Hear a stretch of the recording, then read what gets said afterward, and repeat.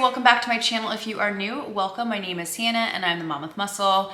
And in today's video, I'm going to be talking about some tips and tricks on how to make your home feel luxe. So if this is something you're interested in watching, just keep on watching. But if you haven't already though, please be sure to like, comment, and subscribe. You know to hit that bell button for every time I upload a video. And if you're not already following me on Instagram, I would love to have you over at Mom with Muscle.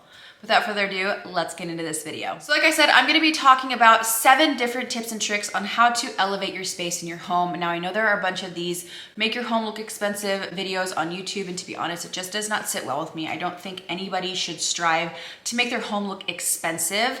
I think that's kind of tacky in a way. I feel like everybody should make their home feel like them and a curated, comfortable, inviting space. So I'm going to go over a couple different tips and tricks on just ways to elevate your space and make it feel super luxe, make it feel comfortable. So let's get into today's video. So starting with tip number 1, avoid matching furniture sets at all costs. Now, one thing with matching sets is it's just going to make your home feel very stale, very plain, and honestly, very outdated.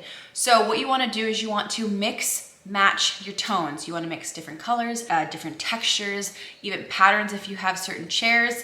This is going to create such a more visually appealing space. And this concept is called juxtaposition, where you are taking 2 opposite type materials and you're mixing them to curate a beautiful space. So take my dining room, for example. I have a very rustic, warm toned wood table. I've mixed it with white, cooler toned modern chairs. Now I thrive on this concept of mixing and matching different things to curate my space. And one thing I really do love about juxtaposition as well is it creates originality.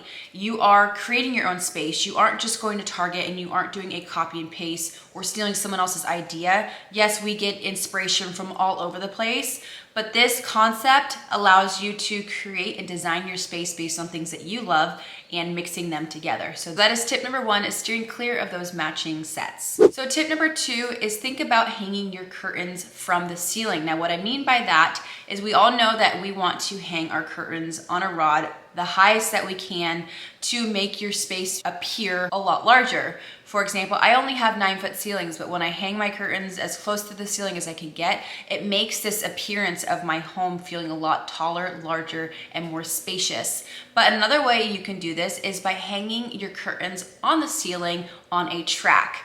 This is going to make your home and your ceilings and your walls appear so much larger. You're going to hang your curtain track about 4 inches away from the wall, allowing for your curtains to open and close freely. But this is going to give a ceiling to floor amazing look. And honestly, you guys can pick up these tracks from IKEA, Amazon. There's so many multiple areas that you can pick up your curtain tracks. But that is another thing that you guys should think about when it comes to hanging curtains. It's going to make your space appear and feel really luxe. So that is tip number 2. Tip number 3 is avoid undersized artwork, you guys. This is a huge no-no when it comes to hanging things. I have 2 tips for you guys. I have a formula that you can follow when it comes to figuring out the size that you need for a certain space, but I also strive for using blue painter's tape. If you are a visual person like myself, I use blue painter's tape as to taping out what it is that I am contemplating, whether that's a mirror or a piece of artwork. By taping it out on the wall, it actually physically gives me a visualization of what it's going to appear like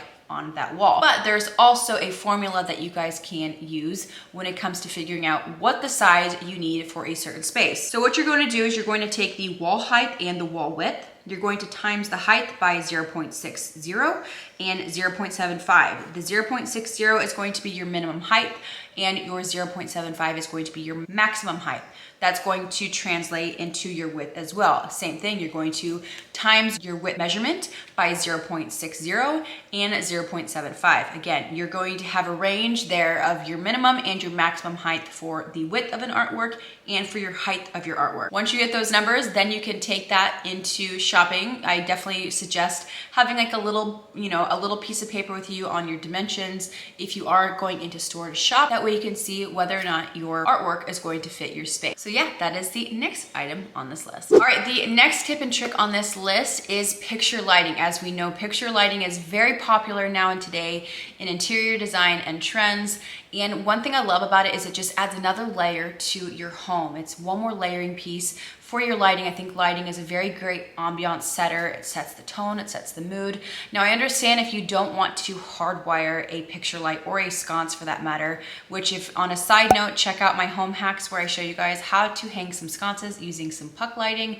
It is a very, very simple trick to implement. But when it comes to a picture lighting, Amazon actually makes rechargeable picture lightings. All you have to do is plug them in. They have a 12 to 15 hour on one single charge. So if you're wanting that look for a lot less without having to drill holes and hardwire, they make rechargeable picture lights on Amazon. I will link them down in the description box. That is tip number 4 on this list. Now, the next tip is undersized curtains. Now, you guys, this is a huge mistake that I see happen all the time in interior design, and how you can avoid that. Nothing is worse than seeing someone have beautiful curtains, but they look like a wet little noodle there because they're not really full and luxe. So what you're going to do is you're going to take the width of the window and you are going to times that by 4. When you get that number, you're going to divide that by the curtain width panel. That is going to give you the total amount of curtain panels you need in order to have a very luxe look. I think window treatments, your windows are super important when it comes to your home. If you do decide to have your curtains on a rod, this is going to give you a really full and luxe feeling when it comes to your window treatments. So that is tip number 5 on this list. Number 6 on this list is your rug size. We have talked so much about rug size, but I feel like it's a common mistake that a lot of people make when it comes to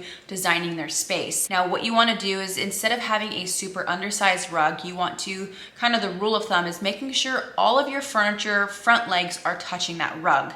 This is going to make for a more connected space. If you have your sofa off the rug or an accent chair off the rug, there's going to be a huge disconnect when it comes to fluidity of that room in particular. If you don't have a chair or your sofa on that rug, something is going to feel out of place. So take the rule of thumb by having all of your furniture items, the front legs, touching the rug. And honestly, there are so many diagrams online where it can show you, how big a rug you need for a certain space, especially for a bedroom. I know a lot of people have questions when it comes to like, what size rug do I need for a queen bed or a king bed? There's all those listed online, so be sure to check that out. But make sure you do not go undersized with your rug. All of your furniture items are to be touching that rug for a more connected and beautiful space. So that is the next tip on my list. The last and final tip on this list is shelf styling. Now, unfortunately, I don't have floating shelves in my home in order to give you guys some examples. Bear with me on that. I actually really want some floating shelves. I think I'm gonna be doing a DIY in my bathroom. I don't know.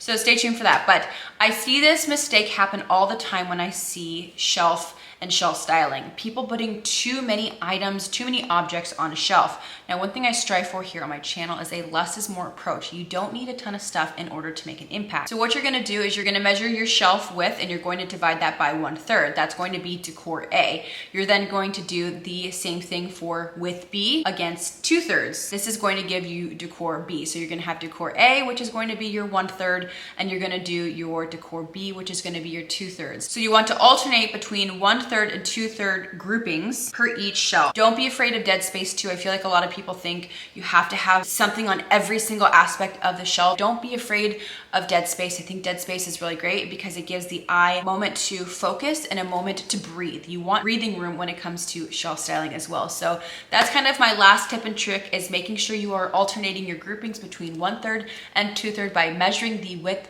of your shelving unit and then dividing that by 1/3 and 2/3. So that is the last item on this list. All right, you guys, and that is it for today's video. I hope you guys kind of stayed with me. I'm not really a mathematical person, but these are really great formulas when it comes to figuring out numbers. If you are a mathematical person, if you are a numbers person, you need to see it written down on a piece of paper. This is going to be great for you when it comes to implementing, designing your space, and making sure everything goes and flows correctly. So that is it. I love you so, so much. Thank you so much for being here. And until next video, I will see you then. Peace.